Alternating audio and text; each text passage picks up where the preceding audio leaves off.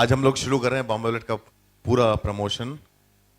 और आज हम आपको सबसे सारे कैरेक्टर्स से और सारे एक्टर्स से और सबसे मिलाएंगे।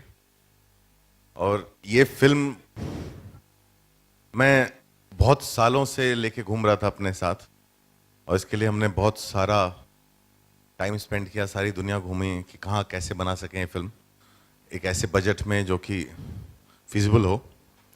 और finally we are ready with the film, and thanks to Foxstar, thanks to Phantom, Vikas, Vikram, Vijay Singh, Deena, whole lot of people. Thanks to RK, who read the script in a flight and called me and said that ये film मैं कर रहा हूँ. The moment he landed, he called me before he got out of the flight. And Anushka, who's been on board before anybody, Manish Chaudhary, KK, Vivan, and the man who was cast at the last moment, Karan Johar.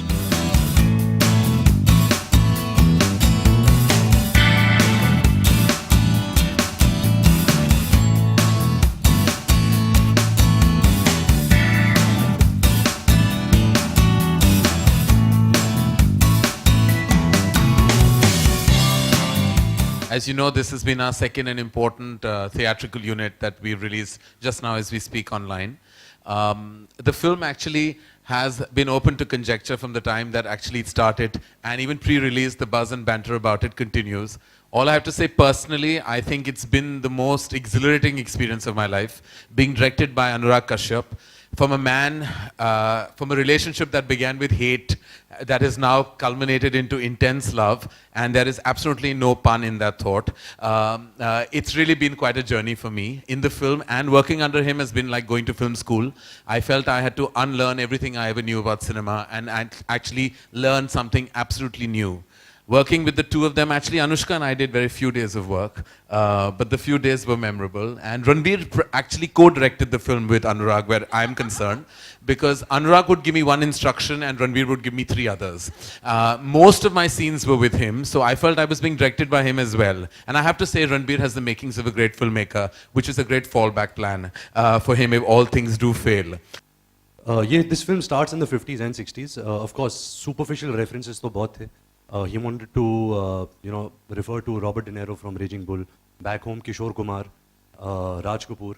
But those were just superficial references. Jहाँ preparation की बात है, I think the entire technical side of Bombay Velvet did so much of research for 8 years. जहाँ sets की बात है, जहाँ cinematography है, if you see the making also, a lot of work has gone. So when three of us came on set, it was very easy for us because we were transported into this world of 50s. We came in hair, costume, wardrobe. And it just felt like it. जो trams बनाए थे, the junior artists, intricate details like जो Bombay Velvet में जो plates थे, napkins था, Rosie का जो green room था, उसमें the small properties. I think a lot of detailing has gone by the technical side, and I think all the research work, all the preparation that an actor should do was done by them. So I think that really helped us a lot. यार बहुत मज़ा आया film करते हुए. इसके अलावा कोई फ़लसफ़ा नहीं है मेरे पास.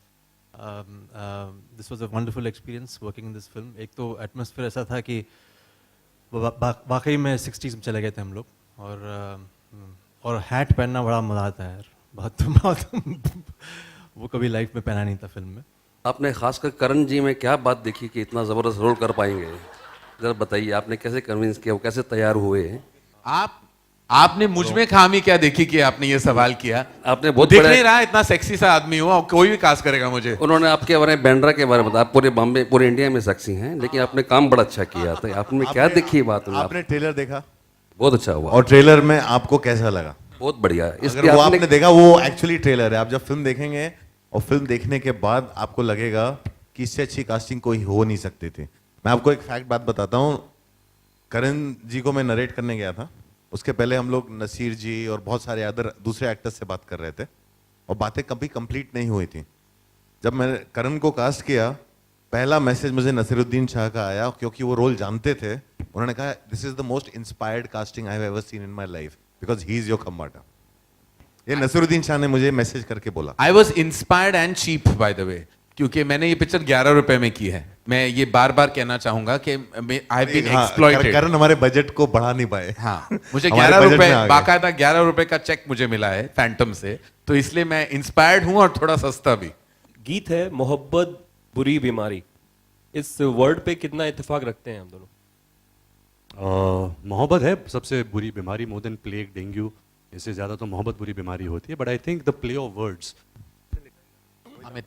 अमिताभ भट्टाचार्य जी के बोल हैं, and I think the way he is written and used मोहब्बत बुरी बीमारी, I think is in a very interesting way, क्योंकि आप यू आर टेकिंग आप मजाक उड़ा रहे हो उसका। आई एग्री विद हिम, लेकिन कभी कभी मुझे बहुत अच्छा लगता है जब अरे क्या कुछ जब ओरिजिनल मेरी तबीयत जवाब खराब देना। होती है अच्छा भी लगता है कभी जब तबीयत खराब होती है, कैन रिलैक्स, आराम से लेटे हुए हो और कोई मतलब ज़्यादा कुछ करने को नहीं है and all that, so that is also good. I don't know what आदमी बुखार में इतना बिस्तर पे नहीं लेटता जितना मोहब्बत में पड़ा रहता है। अनुराग, हर कैरेक्टर का लुक कितना इम्पोर्टेंट था, how difficult it was you know to put up that particular look on each and every character.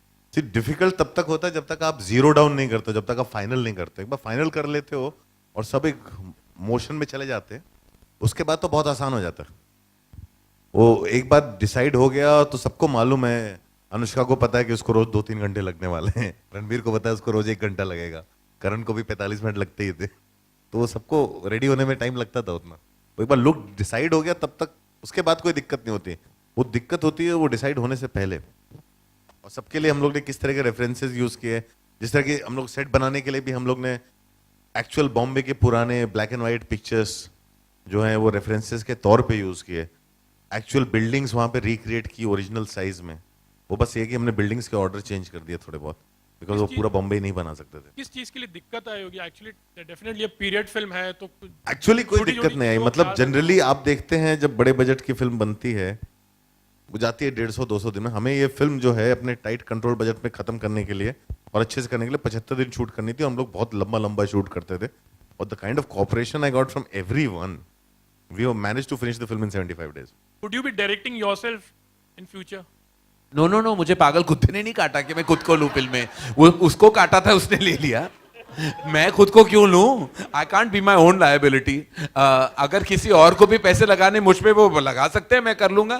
offers आए होंगे? अभी तक एक ही आया था, नहीं मैं बात नहीं करूंगा उसके बारे में, वो करना नहीं चाहिए, लेकिन I am open to offers, of course. I'm open otherwise also, but I'm open to offers. मैं ये कहना चाहूँगा इस स्टेज के माध्यम से, अगर आप लिखोगे please Karan Johar would like to get supporting roles, क्योंकि मुझे कोई डिल्यूजन नहीं अपने आप के कि मैं कोई लीड रोल कर सकता हूँ, बिल्कुल नहीं कर सकता हूँ। अच्छे कैरेक्टर रोल्स अगर मिल जाएंगे तो आई थिंक अच्छे खास के पैसे मिल सकते हैं, 11 रुपए से ज्यादा तो मिलेंगे फॉर श्योर। देखिए, ये विलेन का जो शब्द इस्तेमाल किया जा रहा है मेरे किरदार के लिए, वो थोड़ा काफी ह्यूमरस भी है और इंट्रीगिंग भी। ह्यूमरस क्योंकि मैं कोई मोगैम्बो टाइप ऑफ विलेन नहीं हूँ इस पिक्चर में, ये कोई एक सर्टन काइंड ऑफ जिसकी मानसिक स्थिति थोड़ी ऑल्टर्ड है, वो उस किस्म की मैनिपुलेटिव कैरेक्टर है जो अनुराग ने कंसीव किया। तो मुझे पता नहीं कैसे लोग रिसीव करेंगे, और जब मैंने पहली बार सुना तो आई वाज शॉक्ड, क्योंकि जब अनुराग आए थे मेरे ऑफिस तो एक्चुअली वो जब नरेट कर रहे थे फिल्म, आई तो वो मेरी फीडबैक के लिए नरेट कर रहे थे। Half way through the film मैं सोचा था कि शायद मेरे लिए एज अ प्रोड्यूसर की हैसियत से आए हैं, एज ए व्हाट हैसियत। Towards the end of the narration मैंने सुना और मैंने रिएक्ट किया, मुझे कमाल का लगा इनका जो स्क्रीन प्ले था। तो उन्होंने कहा कि विल यू प्ले खम्बाटा, तो मैं शॉक हो गया क्योंकि मुझे कभी किसी ने फुल फ्लेजेड पार्ट कभी ऑफर किया नहीं। तो मैंने सोचा कि पता नहीं ये क्यों कह रहा है। Then he told me Naseeruddin Shah was in the running for this role.